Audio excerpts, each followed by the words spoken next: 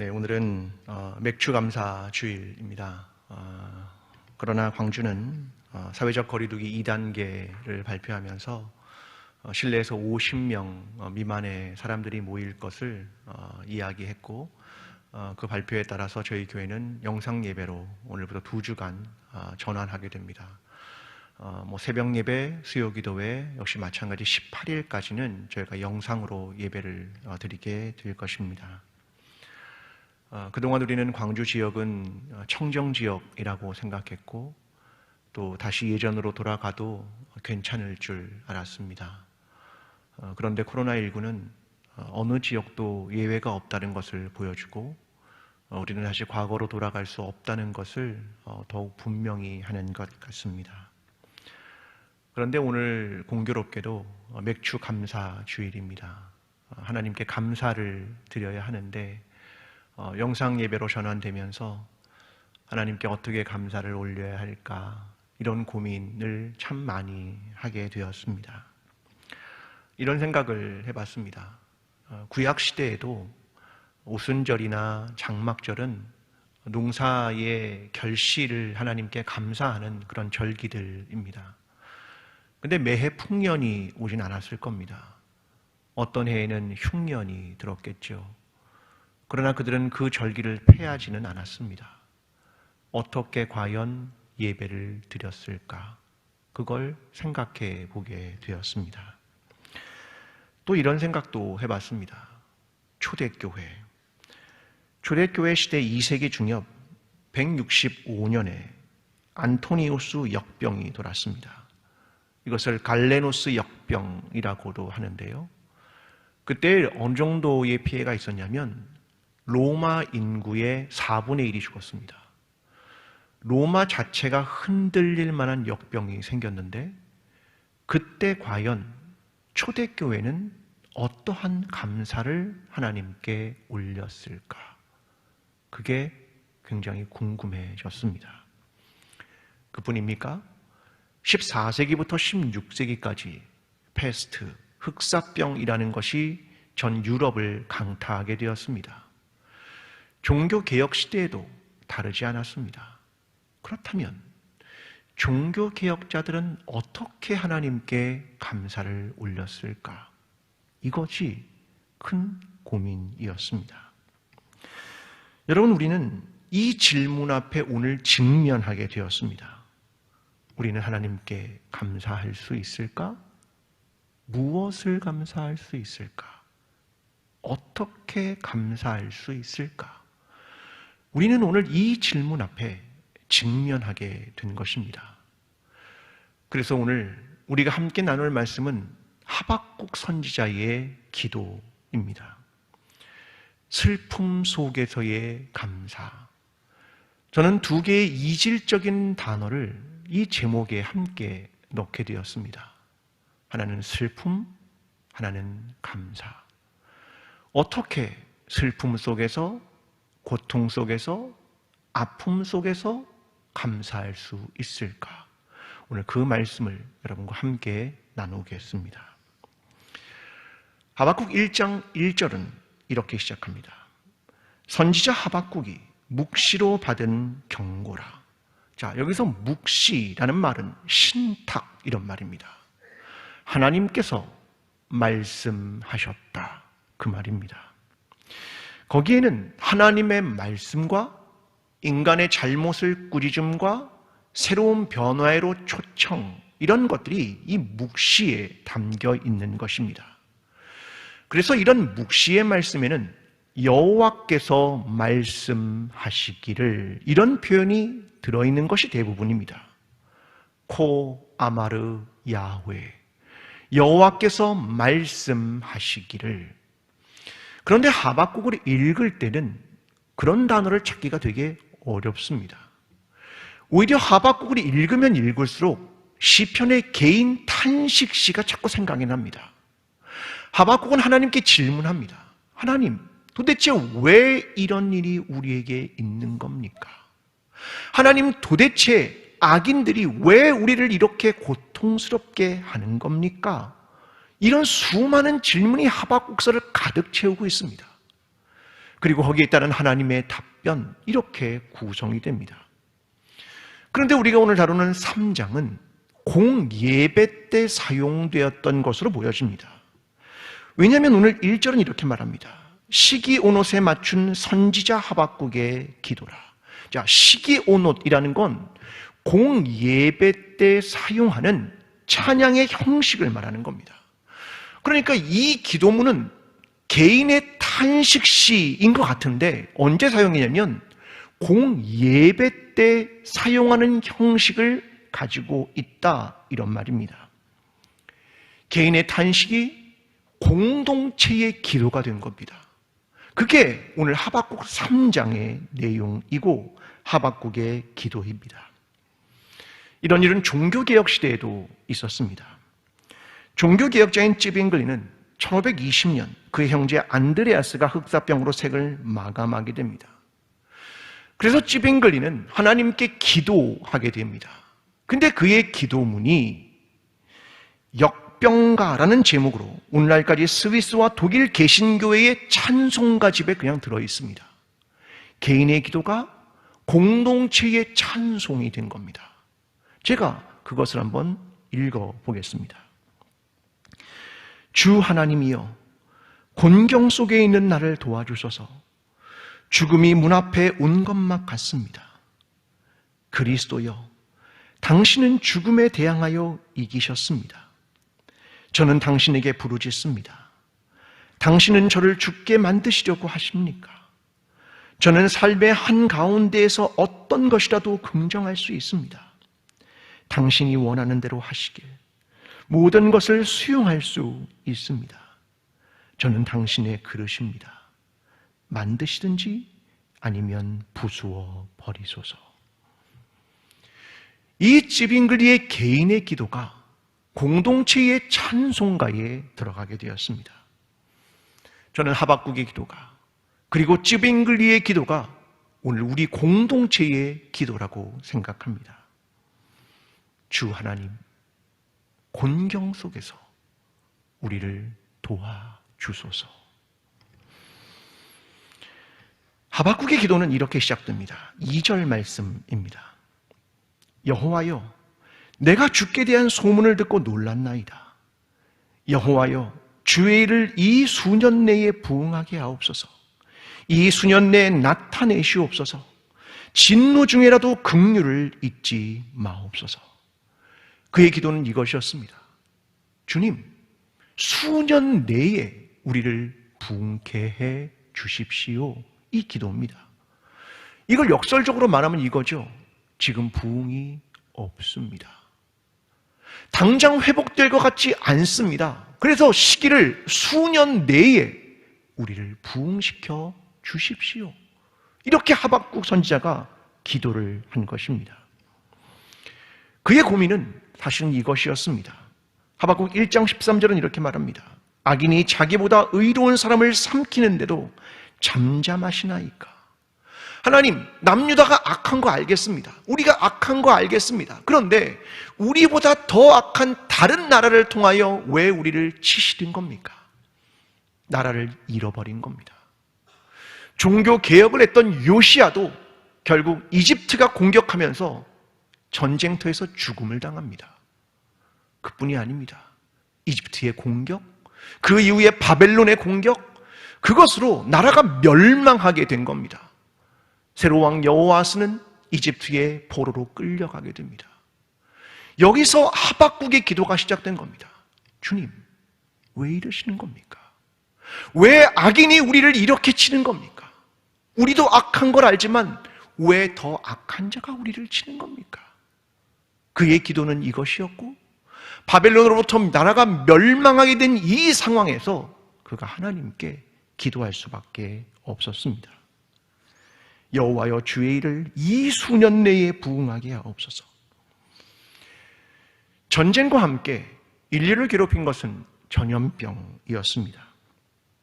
성경에도 다윗이 인구 조사를 통해서 하나님께 범죄하게 될 때 갓 선지자가 와서 3가지를 제안하게 됩니다. 첫째, 땅에 7년간의 기근이 있든지. 둘째, 왕이 원수에게 쫓겨 3달을 쫓기든지, 셋째, 사흘 동안 전염병이 있던지. 다윗은 선택합니다. 세 번째를, 사흘 동안의 전염병. 그 이유는 이것이었습니다. 여호와께서 긍휼이 크심으로. 하나님의 긍휼. 그가 이걸 선택한 이유는 하나님은 긍휼이 있으신 분임을 믿기 때문에 이걸 거두실 수 있는 분, 그 가능성은 하나님밖에 없습니다.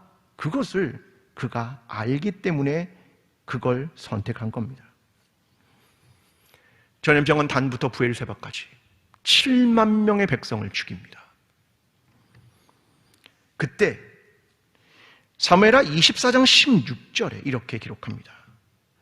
천사가 예루살렘을 향하여 그의 손을 들어 멸하려 하더니 여호와께서 이 재앙을 내리심을 뉘우치사 백성을 멸하는 천사에게 이르시되 족하다. 이제는 내 손을 거두라 하시니. 하나님은 전부를 버티지 못하고 뉘우치셨다. 참 이상한 단어입니다. 여러분, 뉘우침은 누가 해야 하는 것입니까? 사람이. 뉘우침은 사람이 해야 되는 겁니다. 근데 성경은 이렇게 기록합니다. 하나님이 뉘우치사. 스가랴 선지자도 그런 비슷한 기록을 합니다. 스가랴 8장 14절과 15절에 이렇게 기록합니다. 만군의 여호와가 이같이 말하노라. 너희 조상들이 나를 경노하게 하였을 때에 내가 그들에게 재앙을 내리기로 뜻하고 뉘우치지 아니하였으나 이제 내가 다시 예루살렘과 유다 족속에게 은혜를 베풀기로 뜻하였나니 너희는 두려워하지 말지니라. 하나님 말씀하십니다. 난 뉘우치지 않으려고 했어. 왜? 너희의 죄가 너무 커서 내가 뉘우치지 않으려고 노력해봤다. 그런데 내가 못 견디겠다. 내가 다시 너에게 은혜를 베풀기로 마음을 다시 돌이켰다. 그 말씀을 하는 겁니다. 인간이 돌이키거나 뉘우치지 않고 하나님이 인간을 벌하고 재앙을 내리시는 것을 뉘우치고 있습니다. 너무나 이상하고 너무나 마음이 아픕니다. 하나님이 인간을 벌하시면서 뉘우치고 계시다. 어떻게 이해해야 할지 모르겠습니다. 그때 하나님의 현현이 하박국에게 임합니다. 3절. 하나님이 대만에서부터 오시며 거룩한 자가 바란산에서부터 오시는도다. 그의 영광이 하늘을 덮었고 그의 찬송이 세계에 가득하도다. 하나님의 현현이 나타난다 이겁니다. 근데 그 모습이 있습니다. 8절입니다. 여호와께서 주께서 말을 타시며 구원의 병거를 모시오니. 하나님이 어떤 모습으로 현현하시냐면 구원의 하나님, 그로 현현하시는 모습을 보여주고 있는 겁니다. 오늘 우리가 맞이한 코로나19의 상황에서 우리는 어떤 뉘우침이 있습니까? 상황에 집중하고 이를 넘어설 방법을 찾습니다. 근데 현실적으로 방법이 없습니다. 백신과 치료제를 개발합니다. 언제요? 모르겠습니다. 역사적으로 백신의 개발은 평균 10년 걸렸습니다. 물론 그때는 별로 신경을 쓰지 않아서 더 오래 걸렸습니다. 하지만 쉽지 않다 그 말입니다. 지난 5개월 동안 우리는 어떤 뉘우침과 새로운 신앙과 삶의 변화가 있었습니까? 시간이 그냥 떠내려가는 건 아닙니까? 신세를 한탄하고 있는 것은 아닙니까? 하나님께서 뉘우치는 시간 동안 우리는 어떤 뉘우침이 있었느냐는 겁니다. 우리의 신앙은 변했습니까? 하나님의 말씀이 우리 안에 깊숙이 침투하셨습니까? 기도는 더 깊어지고 넓어졌습니까? 긍휼과 사랑은 더욱 아래로 내려갔습니까? 오늘 뉘우침과 믿음과 신앙의 구체적인 변화가 우리에게 시작된 것입니까? 아니면 하나님만 뉘우치고 있는 것입니까? 이 기간 우리가 우리의 삶을 되돌아보고 하나님 앞에 뉘우치며 우리의 신앙과 믿음과 삶을 새롭게 변화시키는 저와 여러분의 삶이 되기를 간절히 기도합니다. 17절 말씀입니다. 비록 무화과나무가 무성하지 못하며 포도나무에 열매가 없으며 감람나무에 소출이 없으며 밭에 먹을 것이 없으며 우리의 양이 없으며 외양간에 소가 없을지라도, 이 말씀을 우리가 잘 아는 말씀입니다. 한마디로 이겁니다. 소유 없음. 무화과나무, 포도나무, 감람나무, 밭, 양, 소. 이것은 농업과 목축업입니다. 사람들이 생산을 위해서 심는 나무와 가축들입니다. 전쟁과 자연재해는 모든 산업을 정지시켜버렸습니다. 생존의 문제에 부딪혔죠. 우리는 다릅니까? 똑같습니다. 하박국은 이런 소유 없음에 자기의 심정을 토로합니다. 16절입니다.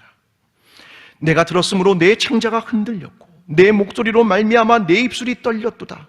무리가 우리를 치러 올라오는 환난난을 내가 기다림으로 썩이는 것이 내 뼈에 들어왔으며 내 몸은 내 처소에서 떨리는도다.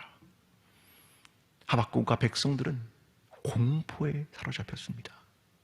떨립니다. 하나님. 그 말입니다. 여러분, 욥기에 보면 사탄이 하나님께 와서 이런 이야기를 한 적이 있었습니다. 욥이 어찌 까닭없이 하나님을 경외하리까? 하나님, 욥이 하나님을 경외하죠.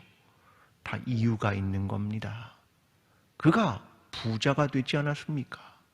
그의 가정에 자녀들이 많지 않습니까? 이유가 있는 겁니다. 그 말을 사탄이 하나님께 합니다. 이유가 있어서 하나님을 경외한다. 사람의 많은 생각과 큰 삶의 부분은 소득과 이익입니다. 사탄은 사람들의 마음을 정말 잘 알고 있는 것 같습니다. 사람들의 감사의 기준은 이익이었다.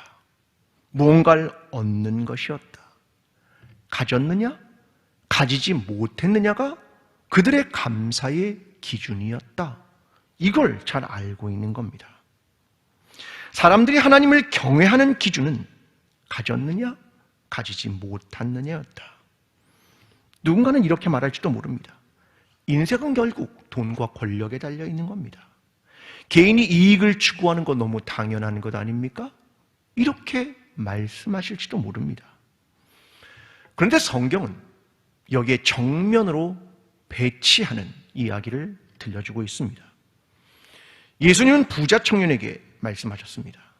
예수께서 이르시되 내가 온전하고자 할진대 가서 내 소유를 팔아 가난한 자들에게 주라. 그리하면 하늘에서 보화가 내게 있으리라. 그리고 와서 나를 따르라 하시니, 내 온전함의 문제는 소유에 달려있지 않다. 그 말씀입니다. 그래서 주님은 과부의 2 렙돈을 소중하게 여긴 겁니다. 왜요? 소유의 문제는 아니야. 그 말씀을 들려주는 겁니다. 초대교회가 소유의 방식을 바꾼 겁니다. 내 걸 내놓아서 그걸 어려운 사람을 도와줌으로써 소유의 방식을 바꾸려는 시도와 전환을 초대교회가 시도한 것입니다. 성경은 세상의 질서, 소유의 있음에 반대하는 의사표시를 분명하게 합니다. 사람들은 성과를 통해 판단하려 합니다. 부모님들도 자녀가 좋은 성적을 가져오면 칭찬합니다. 그게 뭘 학습합니까? 성과가 내가 널 사랑하는 이유야. 이걸 학습하고 있는 겁니다. 여러분, 중요한 건 뭡니까? 성과입니까? 존재입니까? 존재 자체를 생각하지 않으면 그때부터는 뭐가 흔들리냐면 감사와 기쁨이 성과와 결과에 따라 흔들리게 된다는 겁니다. 이게 문제입니다. 내가 오늘 감사하고 내가 오늘 기뻐하는 것이 성과가 좋으면 그렇게 되고 성과가 없으면 뚝 떨어지게 되는 겁니다. 근데 존재에 기대게 되면 그건 달라지게 되는 겁니다. 게랄트 워터의 존엄하게 산다는 것이라는 책이 있습니다. 이 책은 이런 이야기입니다. 사람들은 존엄하게 죽기를 원한다. 그러나 존엄이란 삶과 삶의 방식이 존엄해야 하는 것이다. 그런 얘기를 들려주는 책입니다. 그러면서 게랄드 휘터가 자신의 어릴 적 경험을 이야기합니다. 자기는 독일의 엠네벤이라는 작은 마을에 살았답니다. 거기서 나무를 타고 사과를 서리하고 올챙이 잡고 비슷한 시골의 삶을 그냥 시골에서 방랑하면서 즐겁게 살았다는 겁니다. 그런데 어느 날 길 잃은 노신사 하나를 우연히 만나게 됩니다. 그는 가죽끈을 가지고 매여 있는 한 통을 옆에 차고 있었는데 그건 채집 식물통이었습니다. 그 노신사가 이 아이에게 물었습니다. 여기 가까운 버스 정류장이 어디니? 근데 게랄드 워터가 그랬습니다. 너무 복잡한 겁니다. 길 가르쳐줘야 되는데 갔다가 오른쪽 왼쪽 설명하기 너무 어려웠습니다. 그래서 그냥 시간도 많은데 제가 같이 가죠. 그렇게 이야기를 했습니다. 그래서 노신사와 아이가 함께 길을 가기 시작했습니다. 근데 노신사가 이렇게 말하는 겁니다. 이것 좀 봐라. 얘들아, 가는 동작꽃이라고 하는 거란다. 5월, 6월에 피지. 그리고 저기 숲에 있는 울새가 노래하는 모습을 봐. 저 뒤에 있는 건 솔새야. 이 두 개를 구분할 수 있겠니? 아이는 미지의 세계를 탐험하는 것 같았습니다. 이것은 미나리아 제비야. 야, 저기 저거 향이 강한 거 저거 곰마늘이야. 항상 숲을 거들었지만 처음 보게 되는 신선한 숲에 대한 경험이었다고 이야기합니다.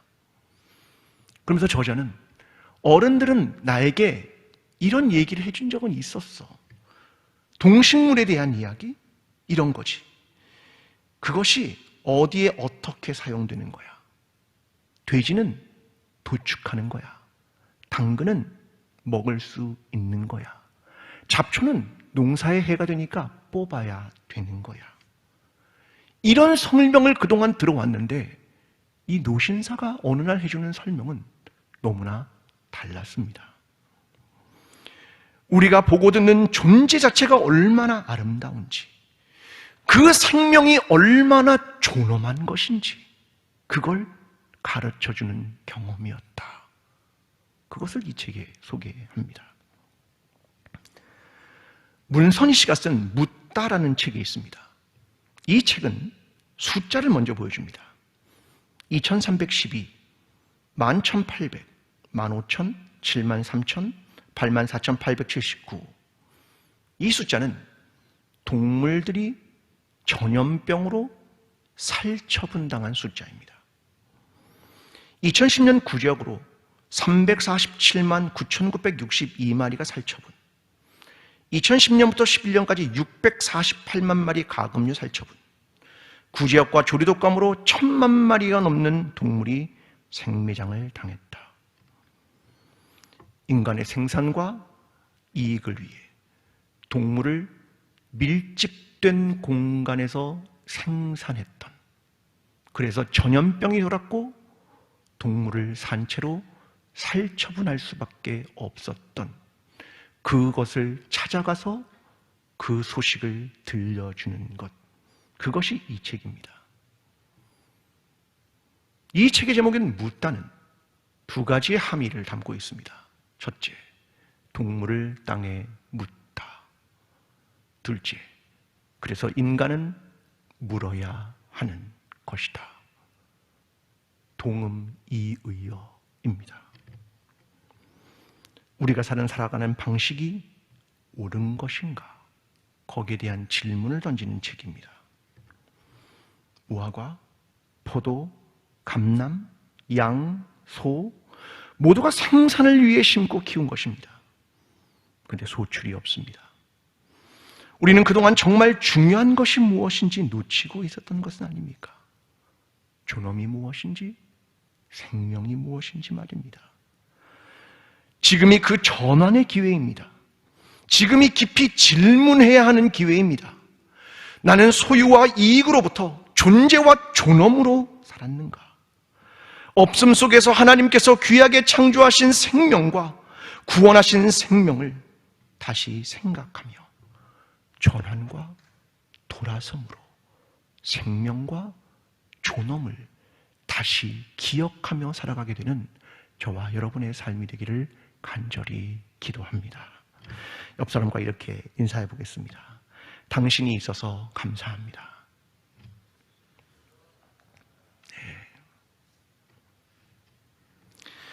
하박국은 눈을 들어보니까 세상에 없음이 존재하는 걸 알았습니다. 그런데 있음이 존재하는 걸 깨달았습니다. 하나님 있음. 그래서 18절에 이렇게 말합니다.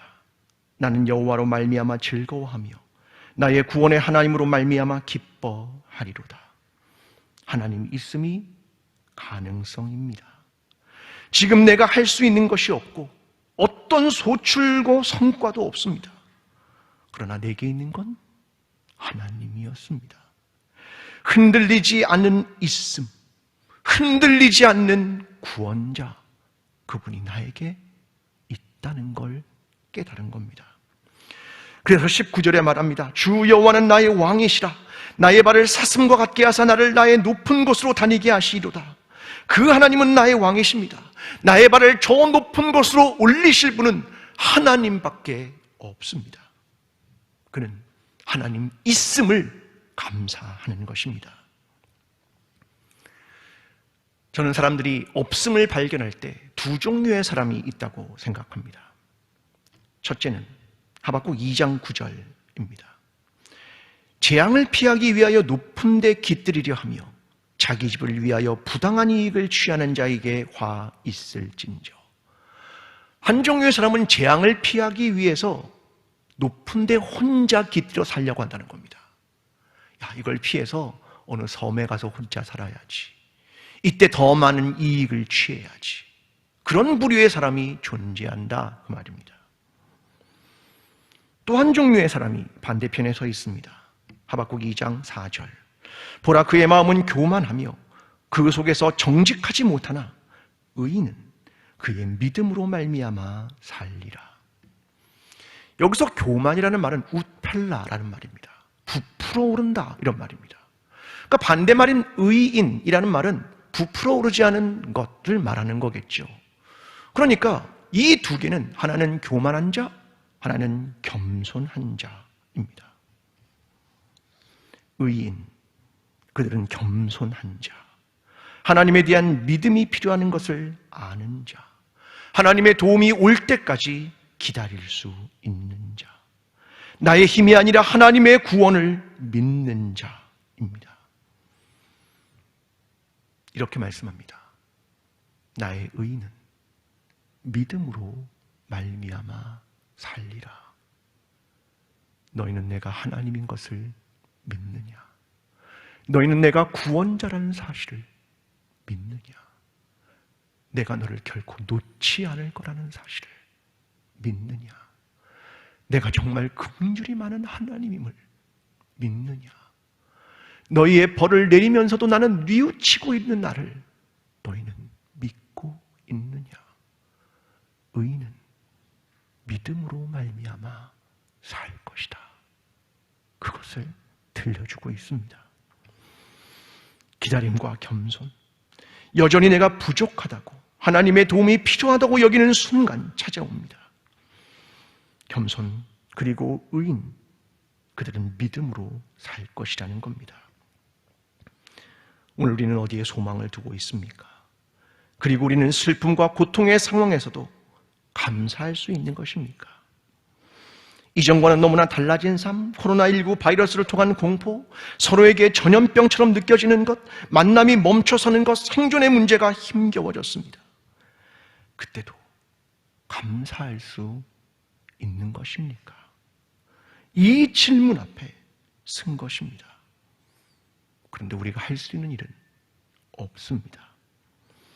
우리는 뉘우침과 전환이라는 변화를 시작해야 합니다. 불평으로부터 감사로, 없는 것을 바라보았던 것에서 여전히 계신 하나님을 바라보는 것, 소유로부터 존재를 바라보는 것, 조건으로부터 하나님을 바라보는 것, 그 전환을 하지 않으면 이러한 때는 절대로 감사할 수가 없는 겁니다. 지난주 한 코로나19 환자가 폐 이식 수술을 받았다고 하는 기사를 보게 되었습니다. 폐가 돌처럼 단단해졌습니다. 숨을 쉴 수가 없어서 폐 이식 수술을 했는데 성공을 했습니다. 근데 그의 인터뷰가 뉴스에 나오는 걸 보게 되었습니다. 그 환자가 이렇게 이야기했습니다. 이제 숨을 쉴 수 있어서 너무 좋습니다. 이제 나가면 햇빛, 달빛, 공기, 그거 마음껏 누리고 들이쉬고 싶습니다. 그렇게 인터뷰를 하는 걸 보았습니다. 그렇습니다. 우리에겐 여전히 주어진 것들이 많습니다. 모두가 값없이 주어진 은혜였습니다. 그동안 우리가 하찮게 여겼죠. 하나님이 우리의 삶을 지탱해 주시고 우리에게 주신 은혜를 너무나 당연한 것으로 여겼습니다. 우리는 그것을 다시 바라보아야 합니다. 슬픔 속에서도 우리 옆에 계신 구원자이신 하나님을 바라보며 다시금 감사의 삶으로 나아가는 저와 여러분 광주 제1교회가 되기를 간절히 축원합니다. 기도하겠습니다. 하나님, 우리가 없는 것들을 바라보는 순간 도무지 감사할 수가 없습니다. 슬픔 속에 머무는 순간 감사를 올려드리기가 너무 어렵습니다. 고통이 찾아올 때 더욱 그러합니다. 하나님, 그러나 우리의 눈을 들어 그 자리에 구원자로 여전히 계신 긍휼이 많으신 하나님을 바라봅니다. 하나님, 그것 때문에 우리는 감사할 수 있습니다. 우리에게 허락하신 햇빛과 달빛과 공기 때문에 우리는 감사할 수 있습니다. 내 옆에 존재하고 있는 나의 가족과 지체들 때문에 우리는 감사할 수 있습니다. 하나님, 우리가 우리의 중심으로부터 올려드리는 감사와 찬양을 받아주시고 우리를 새롭게 하여 주시며 우리를 구원하여 주시옵소서. 예수 그리스도의 이름으로 기도합니다. 아멘. 사랑하는 광주제일교회 성도 여러분, 슬픔 속에서도 감사할 수 있습니까? 참 어려운 일입니다. 오늘의 상황 속에서도 감사할 수 있습니까? 더욱 어려운 일입니다. 우리의 시선을 옮겨야 합니다. 성과와 소유로부터 존재와 하나님으로 말입니다. 그 안에서만 우리는 감사를 올려드릴 수 있습니다. 하나님께서 우리의 창조주이시며 구원하실 분이기 때문입니다. 겸손하게 믿음의 눈으로 하나님을 바라보십시오.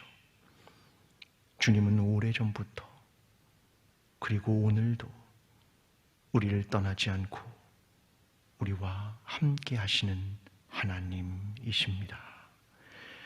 이제는 우리를 위해 자신의 생명을 아낌없이 십자가에 내어주신 예수 그리스도의 은혜와 우리의 구원자로 변함없이 함께 하시는 하나님의 사랑과 오늘이라는 시간 속에서도 우리를 도우시는 성령님의 교통하심이 슬픔 속에서도 하나님을 바라보며 일상을 감사로 살아가기를 소원하는 모든 광주제일교회 성도들의 삶 위에, 회복을 원하는 광주광역시 위에, 이 나라와 온 세계 위에 지금부터 영원까지 함께 하시기를 간절히 축원하옵나이다. 아멘.